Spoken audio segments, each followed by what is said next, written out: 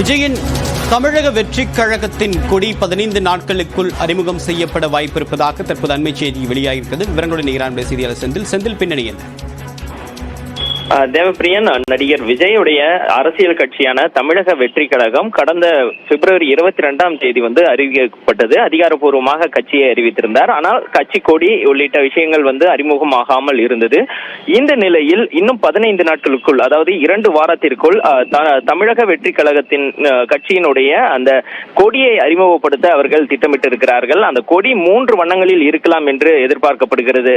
குறிப்பாக அந்த கட்சியுடைய கொள்கையை சொல்லும் வகையில் அந்த வண்ணங்கள் இருக்கும் என்று அவர்கள் கூறப்படுகிறது. அது மட்டும் இல்லாமல் இந்த கட்சி கொடியை அறிமுகம் செய்தவுடன் நிர்வாகிகள் தங்களுடைய பகுதிகளில் கொடியேற்றுவதற்கான அனுமதியை பெறுவதற்கான முயற்சிகளில் ஈடுபட வேண்டும் என்றும் கூறியிருப்பதாக நமக்கு தகவல்கள் கிடைத்திருக்கிறது. அதற்கான பணிகளும் ஒருபுறம் நடைபெற்று இருப்பதாக கூறுகிறார்கள். தேவப்பிரியன், தகவலுக்கு நன்றி செந்தில் ராஜா.